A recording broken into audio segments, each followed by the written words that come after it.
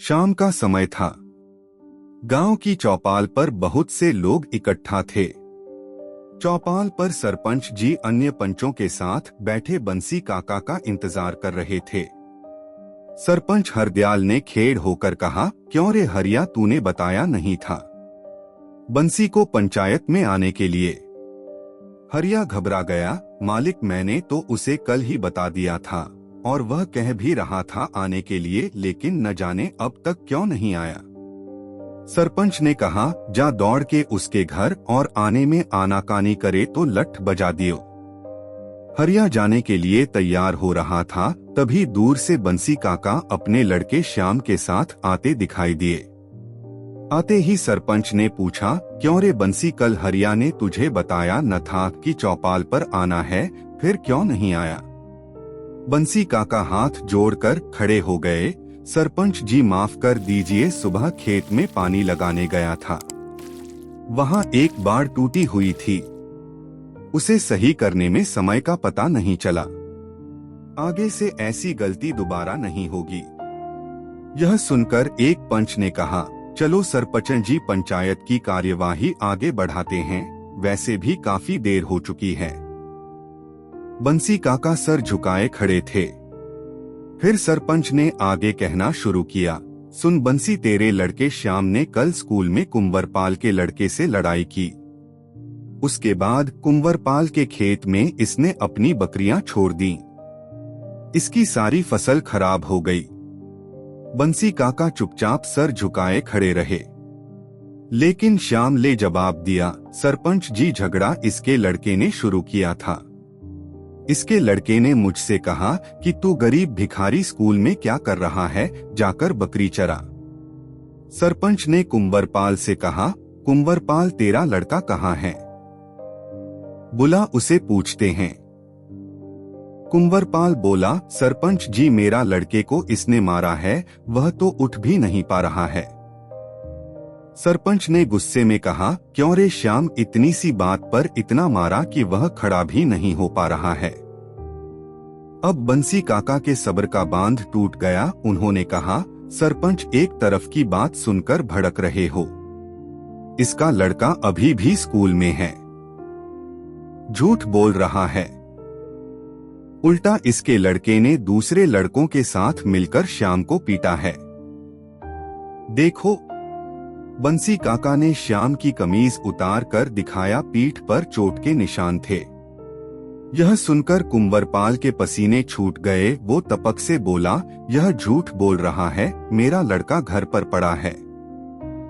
इसने शाम को बकरी छोड़ी मेरे खेत में, इसे हर जाना तो देना ही पड़ेगा। सरपंच बोला, झूठ कौन बोल रहा है, इसके लिए हम बैठे हैं। बुला अपने लड़के को घर से देखें किसे ज्यादा चोट लगी है। कुंवरपाल कुछ नर्म पड़ते हुए बोला, अब इतनी सी बात के लिए लड़के को बुलाने की क्या जरूरत है, हमें बस फसल का हर्जाना दिलवा दो। सरपंच ने समझते हुए कहा, हाँ तो बंसी, ये बता चल, बच्चों का झगड़ा था, चोटें तेरे बेटे को भी आई, उसके बेटे को भी, लेकिन फसल खराब करने की क्या जरूरत थी? बंसी काका ने कहा, वाह सरपंच जी, अच्छा न्याय है। मेरे बेटे को पीट दिया, अपना बेटा छिपा दिया और अब फसल का झूठा आरोप लगा रहे हो। कल बकरी मैं चरा रहा था, यह तो स्कूल से आने के बाद चल भी नहीं पा रहा था। यह सुनकर कुंवरपाल बोला, हाँ तो इसी ने अपने बेटे का बदला लेने के लिए बकरी घुसाई होंगी मेरे खेत में। यह सुनकर सरपंच बोला, बंसी, हर जाना तो तुझे देना होगा, आखिर फसल खराब हुई है। तभी श्याम बोला, तुम सब पैसे वाले चोर हो, न इसकी फसल खराब हुई है, न इसके लड़के को कोई चोट लगी है, सब हमारी जमीन हड़पने के हथकंडे हैं। बंसी काका ने उसे डांटते हुए बोला, चुप हो जा नालायक, क्या जरूरत थी उससे उलझने की, तेरे ही कारण यहाँ खड़ा हूँ। बंसी काका ने सरपंच की ओर देखते हुए बोला, मालिक, लड़के को नहीं बुला सकते पर चलकर खेत तो देख ही सकते हो, वहां जाकर देखो तो इसकी फसल पहले की तरह लहलहा रही है। कुंवरपाल बोला, क्यों झूठ बोल रहा है बंसी, सारी फसल खराब हो गई। मेरे आदमी अब तक तो उसे खेत से हटा भी चुके होंगे। श्याम ने कहा, बापू इनसे न्याय की उम्मीद करना बेकार है, चलो मेरे साथ, और हाँ सरपंच जो करना है कर लो, हम एक पैसा नहीं देंगे। श्याम जबरदस्ती बंसी काका को घर ले आता है। श्याम अपनी माँ सुंदरी और पिता बंसी काका के साथ गांव छोड़ देता है। वह उन्हें लेकर शहर आ जाता है। बंसी काका ने कहा, बेटा यहाँ क्या करेंगे, हम तो कुछ जानते नहीं हैं। खेती के अलावा हमें कुछ नहीं आता। यह सुनकर श्याम ने कहा, चिंता मत करो बापू, मैं और तुम मिलकर यहाँ बहुत पैसा कमाएंगे। वे तीनों सड़क के किनारे सो जाते हैं।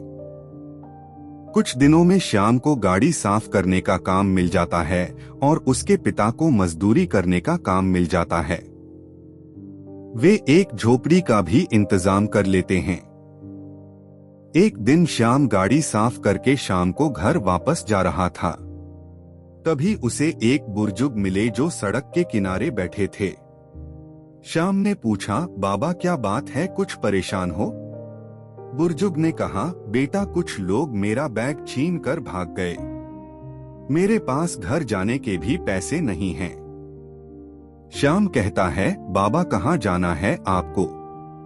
बुजुर्ग उससे कहते हैं, बेटा मुझे बस से जाना है, 100 रुपए लगेंगे। श्याम ये सुनकर उन्हें अपने पूरे दिन की कमाई 100 रुपए दे देता है। बुजुर्ग उससे कहते हैं, बेटा ये तो तुम्हारी पूरे दिन की कमाई थी, अब तुम क्या करोगे? श्याम की आंखों में आंसू आ जाते हैं। वो बोला, बाबा घर न होने का दर्द हम जानते हैं, गरीबी के कारण हमें अपना गांव, खेत और घर सब छोड़ना पड़ा। यहाँ शहर की एक गंदी सी झोपड़ी में रहते हैं, इसलिए मेरे खाने से ज्यादा जरूरी आपका घर पहुँचना है। उसकी बातें सुनकर उस बुजुर्ग ने कहा, बेटा कल इसी समय मुझे यहीं मिलना, आना जरूर, मैं तुम्हारा इंतजार करूंगा। श्याम ने कहा, बाबा 100 रुपए के लिए आप यहाँ तक आएंगे? कोई जरूरत नहीं है। वैसे तो मैं दिन भर यहीं पास के सिग्नल पर गाड़ी साफ करता हूँ, लेकिन आपकी मदद मैं इसलिए नहीं कर रहा कि मुझे आपसे ये वापस चाहिए। कल फिर मेहनत कर लेंगे। तब उस बुजुर्ग ने कहा, बेटा ये पैसे तो मैं तुम्हें वापस नहीं करूंगा, पर एक बार मेरे कहने से मिलना जरूर। अगले दिन शाम को श्याम उसी रास्ते से गुजरा। तभी उसे कल की बात याद आ गई। वह कुछ देर वहां रुका, पर उसे लगा वो तो सब भूल गए होंगे। तभी वहां एक कार आकर रुकी। आलीशान गाड़ी, उसकी पिछली सीट पर वही बुजुर्ग बैठे थे। बेटा मैं तुमसे मिलने आ गया, आ जाओ गाड़ी में बैठ जाओ। श्याम गाड़ी में बैठ जाता है और पूछता है, बाबा कल तो आप 100 रुपए मांग रहे थे, आज आप गाड़ी में? बुजुर्ग ने कहा, बेटा कल भी गाड़ी से आया था, लेकिन यहाँ भीड़ बहुत रहती है, इसलिए मैंने गाड़ी से उतरकर उसे वापस भेज दिया। तभी किसी चोर ने मुझे गाड़ी से उतरते देख लिया और उसने मेरा बैग छीन लिया। मेरे सारे पैसे उसी बैग में थे। आगे बुजुर्ग ने कहा, मुझे अपने घर ले चलो, मैं तुम्हारे माता पिता से मिलना चाहता हूँ। श्याम उन्हें अपने घर के पास ले गया। फिर वो अपने माता पिता को वहीं ले आया। बुजुर्ग ने कहा, आपका बेटे का दिल बहुत बड़ा है, इसने मेरी मदद की थी खुद भूखे रहकर। वे बुजुर्ग तीनों को अपने आलीशान बंगले में ले गए। श्याम के माता पिता को उन्होंने घर की देखभाल का जिम्मा सौंप दिया और श्याम का दाखिला स्कूल में करा दिया। कुछ दिन बाद बुजुर्ग उन तीनों को लेकर उनके गांव पहुंच गए। वहां उन्होंने उनका घर और खेत, जिस पर सरपंच ने कब्जा कर रखा था, उसे छुड़ा दिया। गांव में एक आदमी को उनके घर और खेत की जिम्मेदारी का काम दे दिया। गांव वाले हैरान थे कि गरीब बंसी काका और उनका बेटा श्याम इतने अमीर कैसे हो गए। उसके बाद बंसी काका अपनी पत्नी और श्याम के साथ महीने में एक बार अपने गांव जाने लगे। कभी कभी वो बुजुर्ग भी उनके साथ होते।